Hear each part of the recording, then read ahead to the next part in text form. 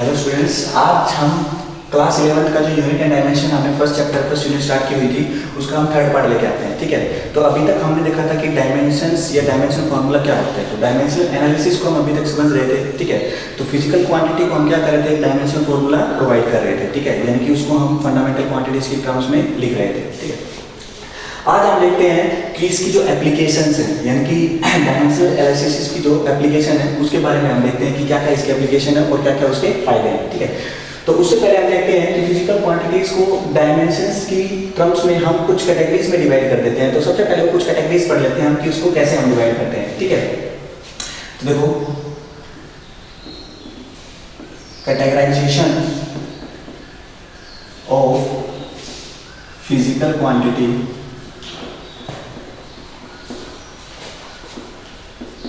on the basis of dimensions। ठीक है, on the basis of dimension पर हम फिजिकल क्वांटिटी की क्या क्या कैटेगरी करते हैं वो हम देख लेते हैं। ठीक है, तो सबसे पहले देखो, सबसे पहले जो हमारी फिजिकल क्वांटिटी होती है वो हमारी होती है डायमेंशनल वेरिएबल। डायमेंशनल वेरिएबल, ठीक है, यानी कि वो फिजिकल क्वांटिटी जिनका डायमेंशन फॉर्मूला है और वो क्या है, वेरिएबल है। ठीक है, जैसे कि अगर मैं आपको इसमें एग्जांपल लेके बताऊं तो हमारे जो एग्जांपल इसमें आएंगे वो हमारे अंदर देखो, जैसे कि स्पीड।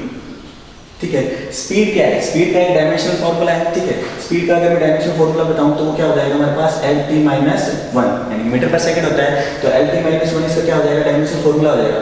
और देखो स्पीड क्या एक वेरिएबल है, स्पीड की वैल्यू अलग अलग भी हो सकती है। ठीक है, डिफरेंट हो सकती है। ऐसे ही अगर मैं देखता हूं तो मान लो एक्सेलरेशन। ठीक है, एक्सेलरेशन, ऐसे इसका अगर और एग्जांपल है तो फोर्स। ठीक है, डिफरेंट यानी कि मैक्सिमम जो क्वांटिटी होती है, मैक्सिमम क्वांटिटी को हम इस कैटेगरी में रखते हैं, यानी कि डायमेंशनल वेरिएबल की कैटेगरी में रखते हैं। ठीक है, दूसरी जो कैटेगरी आती है हमारी, दूसरी कैटेगरी जो है वो हमारी है डायमेंशनल कांस्टेंट। ठीक है, फिजिक्स में देखो, फिजिक्स में हमारे कुछ वेरिएबल भी है, फिजिकल क्वांटिटी है। ठीक है, तो वेरिएबल भी होती है, यानी उनकी वैल्यू अलग अलग भी हो सकती है और उनकी वैल्यू कांस्टेंट भी हो सकती है।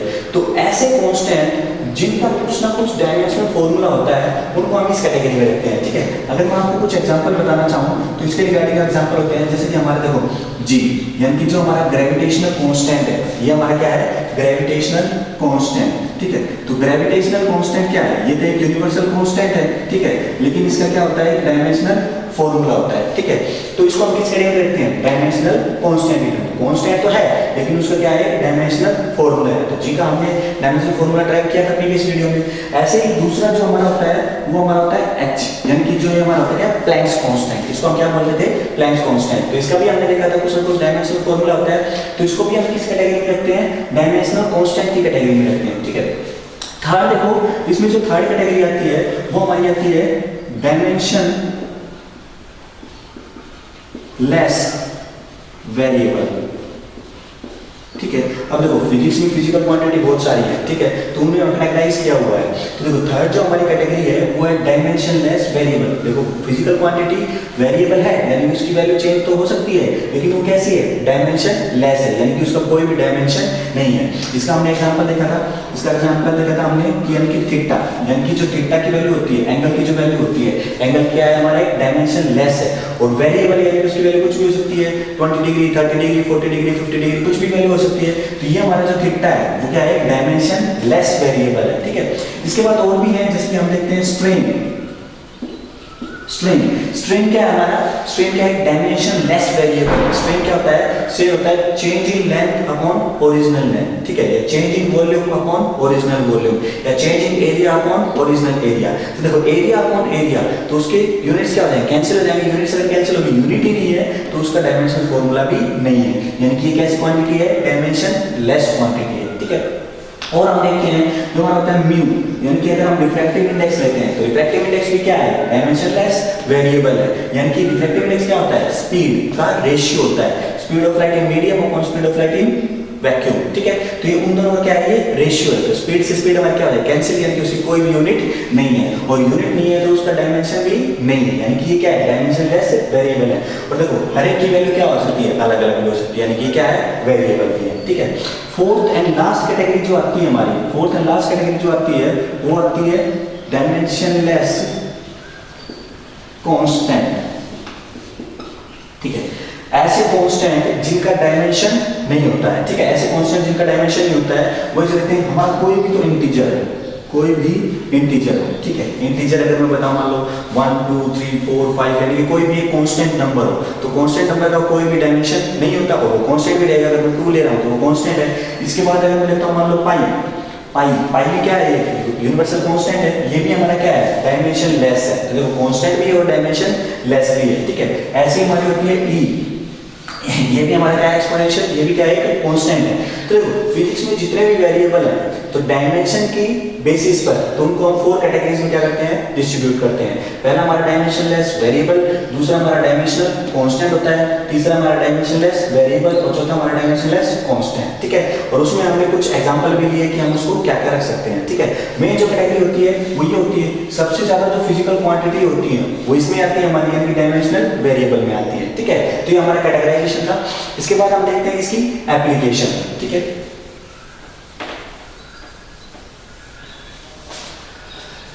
मेन जो डायमेंशनल एनालिसिस का है वो इसकी एप्लीकेशन है, ठीक है। उस एप्लीकेशन की हेल्प से हम जो काफी न्यूमेरिकल्स हैं वो सोल्व करते हैं, ठीक है। तो हम देखते हैं application of dimensional analysis, application of dimensional analysis, ठीक है। तो देखो फर्स्ट जो एप्लीकेशन है, फर्स्ट एप्लीकेशन है इसकी टू चेक द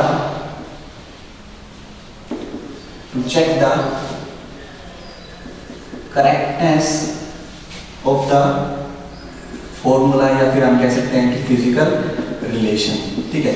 कोई भी हमारा फिजिक्स में कोई भी फॉर्मूला है या फिजिकल क्वांटिटीज के बीच, 2 फिजिकल क्वांटिटी या 3 फिजिकल क्वांटिटीज के बीच कुछ रिलेशन है, ठीक है, वो रिलेशन सही है या नहीं, तो उसको हम क्या कर सकते हैं, चेक कर सकते हैं। किसके हेल्प से, इस डायमेंशनल एनालिसिस के हेल्प से कर सकते हैं, ठीक है। जैसे कि मान लो एक एग्जांपल लेके हम करते हैं, एक एग्जांपल लेके अगर मैं बताऊं तो मान लो देखो हमने देखा था कि जो डिस्टेंस होता है स्पीड इनटू में टाइम। डिस्टेंस क्या होता है हमारा, स्पीड इनटू में टाइम होता है, ठीक है। तो अगर देखो हमने बताया था प्रिंसिपल ऑफ होमोजेनिटी क्या कहता है, प्रिंसिपल ऑफ होमोजेनिटी कहता है कि इस साइड में जो भी फिजिकल क्वांटिटी होगी और इस साइड में जो भी फिजिकल क्वांटिटी होगी, दोनों का जो डायमेंशन है वो क्या होगा, सेम होगा। यानी कि अगर क्वांटिटी सेम है तभी उनको हम क्या कर सकते हैं, कंपेयर कर सकते हैं। तो दोनों का जो डायमेंशन फॉर्मूला है वो क्या है, सेम होना चाहिए। तो अगर मैं दोनों का डायमेंशन फॉर्मूला निकालूं तो वो क्या होना चाहिए, सेम होना चाहिए। तो देखो डिस्टेंस को हम लेते हैं मान लो लेंथ, तो इसका जो डायमेंशन फॉर्मूला है वो क्या आएगा, एल आएगा, ठीक है। ऐसे ही अगर मैं देखूं स्पीड का जो डायमेंशन फॉर्मूला है हमारे पास वो होता है एल टी माइनस 1, ये हमारा होता है। टाइम का क्या रहेगा हमारे पास, टी रहेगा। तो देखो टी की पावर +1 और टी की पावर -1, तो यहाँ पर क्या बचा हमारा एल और एल, यानी कि ये दो डायमेंशन क्या है इसके, सेम है। तो ये जो फॉर्मूला है हमारा वो डायमेंशनली क्या है, करेक्ट है। ये जो फॉर्मूला है हमारा डायमेंशनली क्या है, करेक्ट है। तो ऐसे डिफरेंट जो फॉर्मूला है ये तो हमें पता था, ये तो फॉर्मूला हमें पता है क्या है, सही है। अगर हमें फॉर्मूला नहीं पता हो कि सही है या नहीं है तो उसको हम डायमेंशनली क्या कर सकते हैं, चेक कर सकते हैं, ठीक है। इसी पे हम कुछ और क्वेश्चंस करते हैं, ठीक है। तो नेक्स्ट देखो, मान लो आपको बताता है, वो आपको बता रहा है कि जो टाइम पीरियड है उसका जो फॉर्मूला होता है टाइम पीरियड का, वो हमारे पास होता है t = 2 पाई √L/g, ठीक है। तो वो कह रहा है कि check whether this dimensionally correct और नॉट, ठीक है। वो पूछ रहा है कि जो फॉर्मूला है वो डायमेंशनली करेक्ट है या नहीं है, तो हमें वो देखना है, ठीक है। तो सबसे पहले देखो दोनों साइड जो डायमेंशन होना चाहिए वो कैसा होना चाहिए, सेम होना चाहिए। अगर वो सेम आ रहा है तो डायमेंशनली करेक्ट है, और अगर वो सेम नहीं आ रहा है तो डायमेंशनली करेक्ट नहीं है, ठीक है। तो अगर मैं यहाँ पर टाइम पीरियड देखता हूँ तो टाइम पीरियड देखो, टाइम पीरियड को अगर मैं देखूँ तो सेकंड में होता है, सेकंड के लिए मैं क्या लेता हूँ, सिर्फ टाइम लेता हूँ t। तो इस साइड जो डायमेंशन फॉर्मूला हमारा आएगा लेफ्ट हैंड साइड में वो क्या आएगा, t आएगा, ठीक है। ऐसे अगर मैं देखो राइट हैंड साइड में देखता हूँ तो ये हमारा देखो कांस्टेंट है, 2 एक कांस्टेंट है और पाई एक कांस्टेंट है। अभी हमने देखा था 2 और पाई ये हमारे क्या है, कांस्टेंट है और डायमेंशन लेस कांस्टेंट है, यानी कि इन दोनों का कोई भी डायमेंशन नहीं होगा, ठीक है। उसके बाद अगर मैं L का लूं तो ये वैल्यू L है, और उसकी पावर हम देखते हैं यहाँ पर पावर क्या है 1/2, यानी कि अंडर रूट था। और अपॉन में हम देख लें, अपॉन में क्या है g क्या होता है हमारा, एक्सेलरेशन होती है, एक्सेलरेशन। और उसकी अगर मैं SI यूनिट बताऊं तो क्या होती है, मीटर/सेकंड²। तो अगर इसकी SI यूनिट मीटर/सेकंड² है तो इसका डायमेंशन फॉर्मूला अगर मैं बताऊं तो मीटर का देखो, मीटर का क्या होता है, लेंथ होता है, और सेकंड यानी कि t इनवर्स, तो ये हमारा हो जाएगा LT-2, ठीक है। तो यहाँ पर अगर मैं इसकी वैल्यू लिखूं तो यहाँ पर अगर मैं इसकी वैल्यू लिखता हूँ तो ये हमारा जाएगा LT-2, और उसकी पावर क्या हो जाएगी 1/2 हो जाएगी, ठीक है। इसको आगे अगर मैं फर्दर सोल्व करूं तो देखो L की पावर 1/2, यहाँ पर देखो L की पावर 1/2 और T की पावर -1, 1/2 से 1/2 कैंसिल होगा, T की पावर -1 चलेगा, क्या आ जाएगा T की पावर 1 आ जाएगा। और देखो लेफ्ट हैंड साइड और ये राइट हैंड साइड दोनों क्या है, इक्वल है, left hand side is equal to right hand side. तो ये जो फॉर्मूला है हमारा टाइम पीरियड का, तो वो हमारा क्या है, डायमेंशनली करेक्ट है, ठीक है।